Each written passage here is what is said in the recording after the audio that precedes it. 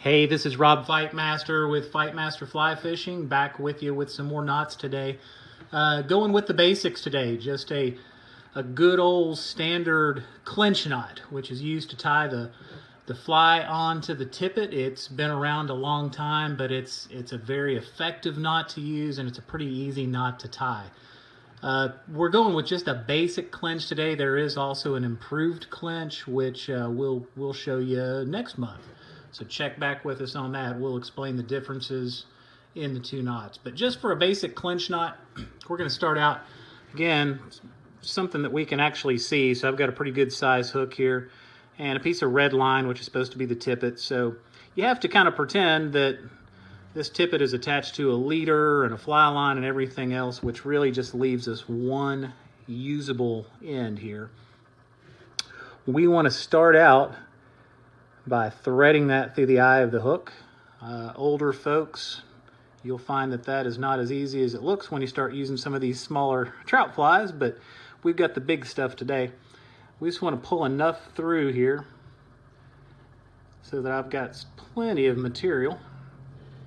And I want to take this loose tag end.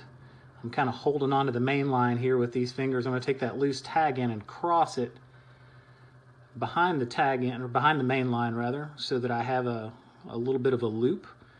And I'm just going to pinch onto that loop because I'm going to need it later.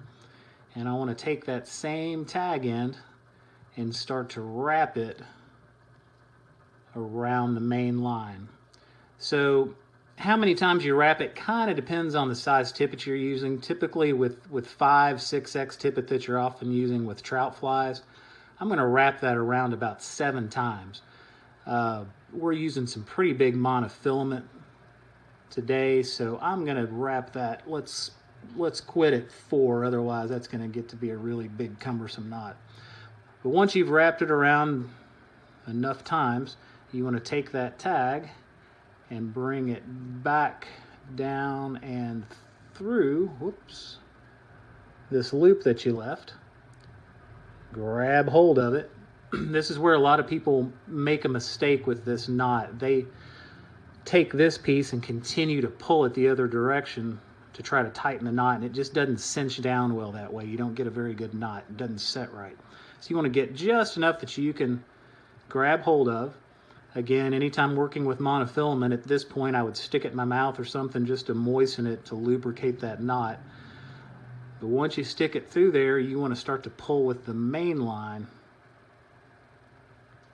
And that should start to kind of roll around and get things into place. And then now we're going to take that main line and just keep on pulling. And this is how this knot sets. It just cinches right down on top of itself.